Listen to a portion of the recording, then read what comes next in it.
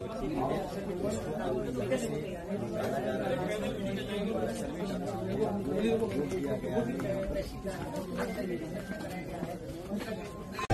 भी टीवी पे चलना है।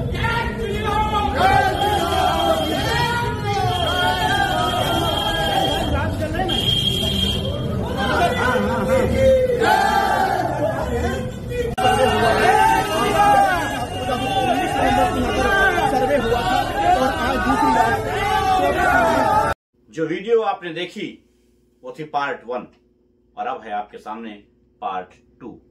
जी हां, बहराइच में भी दंगे हुए थे, लेकिन वहां पर दंगा करने वाले एक खास धर्म के थे, उन पर कार्रवाई नहीं हुई थी। लेकिन यहां पर संभल में भीड़ पर लाठियां चलाना पुलिस का काम था, भीड़ पर गोलियां चलाना भी पुलिस का काम था।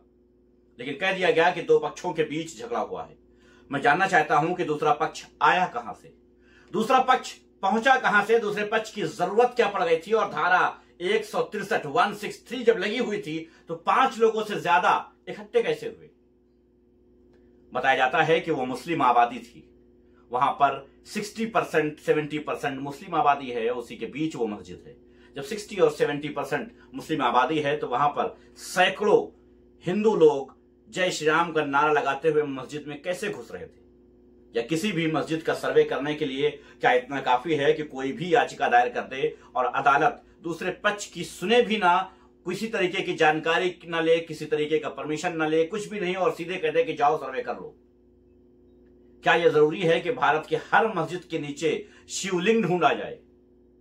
क्या भारत के हर मस्जिद के नीचे ही मंदिर बने हुए थे?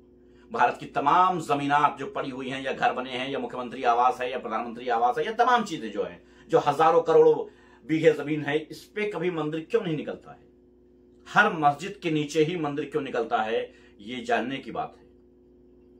मैं बताता हूं क्यों निकलता है। 2014 में जब चुनाव होने थे तो मोदी जी ने पहले ही कह दिया था कि हम गुजरात मॉडल भारत में लाएंगे। जी हां, गुजरात मॉडल यानी 2002 मॉडल, यानी कि मुसलमानों का नरसंहार। मुझे कहने में कोई आपत्ति नहीं है कि माननीय नरेंद्र मोदी जी 2002 के जिम्मेदार हैं। वो फिल्में बना करके कुछ भी दिखा दिया जाए, लेकिन हकीकत यही है कि वो वहां के मुख्यमंत्री थे और उन्होंने पुलिस को छूट दे रखी थी, जैसे उत्तर प्रदेश के मुख्यमंत्री ने बहराइच में 2 घंटे की छूट दे रखी थी। जी हां, चलिए आगे बढ़ते हैं। जब उत्तर प्रदेश चुनाव शुरू हुआ तो कहा गया अयोध्या तो झांकी है, मथुरा काशी बाकी है। इसका मतलब यह था कि जो कुछ 1992 में अयोध्या में हुआ, अब वही मथुरा और काशी में भी होगा। बात यही नहीं ठहरती है। आगे बढ़ते हुए बटोगे तो कटोगे का नारा देने वाले आदित्यनाथ योगी ने एनएसए लगाने की बात कही है। जी हां, डीएम ने खुलेआम गुंडाई करते हुए कहा है कि हम इन लोगों को वो हाल करेंगे कि वे जिंदगी भर भूल नहीं पाएंगे। किसका हाल करेंगे? मुसलमानों का। किस लिए? क्योंकि वो एक मस्जिद को बचाने आ रहे थे। क्या उनके हाथ में असलहे थे? नहीं। पुलिस ने कहा है कि हम पोस्टर बना रहे हैं और पोस्टर बना करके चिपकाएंगे और लोगों की पहचान करके उन्हें अरेस्ट करेंगे। बेशक कुछ पोस्टर ऐसे भी बताइएगा जिसमें मुस्लिम लाठी डंडा या बंदूक लिए रहे हों। कुछ ऐसे भी पोस्टर दिखाइएगा, या फिर यह दिखाइएगा कि आखिर ये बंदूक कहां से आई जिससे गोली चली और 3 मुसलमान मारे गए। या हो सकता है उन्होंने खुद से गोली मार ली हो, यह भी पॉसिबल है शायद। अब तो ये मान लीजिए कि दूसरे पक्ष के पास बंदूक रही है, और अगर दूसरे पक्ष के पास बंदूक रही है तो फिर उस पर कार्रवाई क्यों नहीं हो रही है? उसकी इंक्वायरी क्यों नहीं हो रही है कि दूसरे पक्ष के पास बंदूक कहां से आई और दूसरा पक्ष वहां आखिर क्या करने गया था? दूसरों के घरों में या दूसरों की मस्जिदों में दूसरा पक्ष असलहा लेकर के क्या करने गया था? इसका जवाब कौन देगा? डीएम और एसपी ने यह कह दिया कि पुलिस ने गोलियां नहीं चलाई हैं, पुलिस ने सिर्फ हल्का बल प्रयोग किया है, आंसू गैस का इस्तेमाल किया है। वो अलग बात है कि रिवाल्वर लिए सामने से गोली चलाते हुए पुलिस वाले नजर आ रहे हैं और पुलिस वाले ये भी कहते नजर आ रहे हैं कि सब मारो एक साथ सब गोलियां चलाओ, इनकी मां का डैश डैश डैश। कोई बड़ी बात नहीं है, पुलिस वालों के पास असलहे हैं और उनसे गोलियां चल रही हैं, इसकी भी वीडियो मौजूद है। लेकिन क्या इन पर कार्रवाई होगी? नहीं होगी, क्योंकि इन्होंने मुसलमानों का नरसंहार किया है। आपको याद होगा हाशिमपुरा मामला। हाशिमपुरा में क्या हुआ था? हाशिमपुरा में 80 मुसलमानों को एक गाड़ी में भर के किनारे ले जाकर के नदी के किनारे गोलियां मार दी गई थी। हाँ, 20-30 साल के बाद उन पुलिस वालों पर कार्रवाई हुई जब वो मर चुके थे। तकरीबन पुलिस वाले उसमें मर चुके थे, रिटायर तो हो ही चुके थे, बहुत सारे ऐसे भी थे जो एक्सपायर हो चुके थे। तब जाकर के इंसाफ मिला था हाशिमपुरा का। गुजरात में भी आपने देखा क्या हुआ है और उनके मुजरिमों को किस तरीके से छोड़ा गया है, ये भी आपने देखा होगा। अच्छे व्यवहार के लिए छोड़ दिया गया है। बहराइच में भी आपने देखा है कि क्या हो रहा है, दिल्ली में भी आपने देखा है कि क्या हो रहा है। सब कुछ पूरे देश में मैं इस बात को एक्सेप्ट करता हूं कि गाजा और लेबनान के बाद अगर मुसलमानों के लिए कोई खतरनाक मुल्क है तो वो है भारत।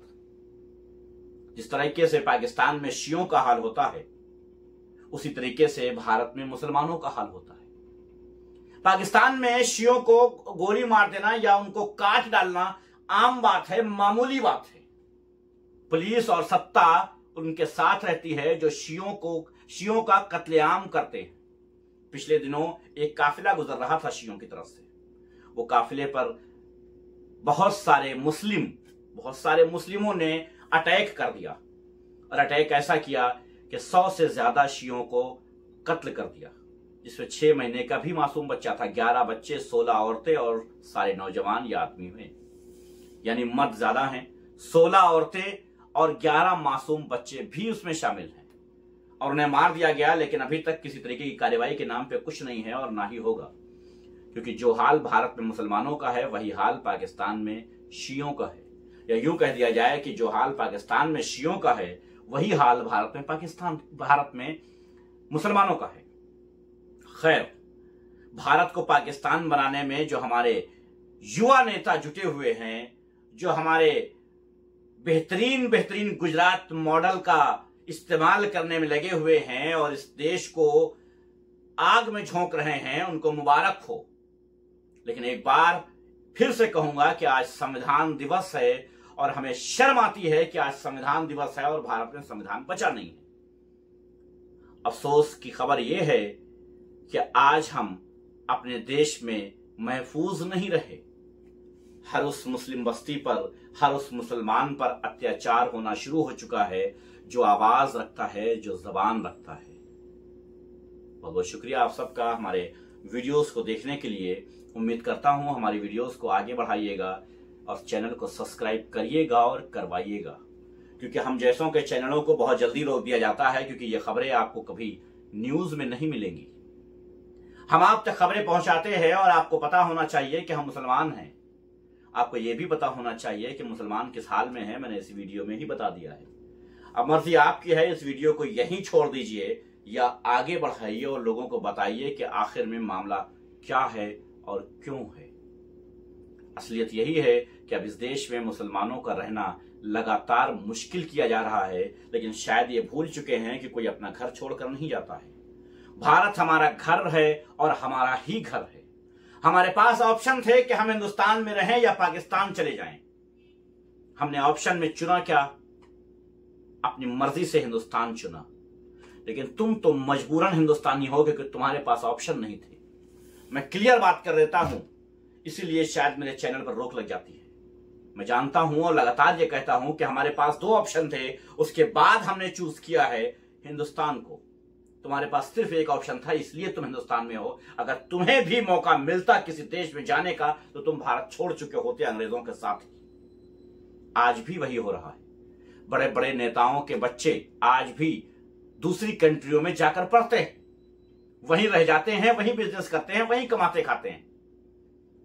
लेकिन मुसलमान ऐसा है कि अपने ही देश में रह के, चाहे वो कंबल बनाए, खजूर बेचे, मेवा बेचे, पंचर बनाए या कुछ और करे, चाहे मिसाइल बनाए। जी हां, एपीजे अब्दुल कलाम आपको याद हो, शायद याद हो, एपीजे अब्दुल कलाम को कितना पैसा, कितना ऑफर किया गया, कितना सब कुछ ऑफर किया गया। लेकिन उन्होंने कहा कि हम अपने हिंदुस्तान में पैदा हुए हैं और यहीं मरेंगे और इसी मुल्क को मजबूत करेंगे।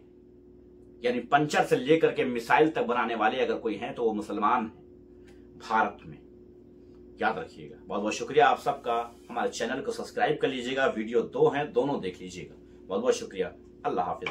अपना ख्याल रखें क्योंकि आप हिंदुस्तान में हैं।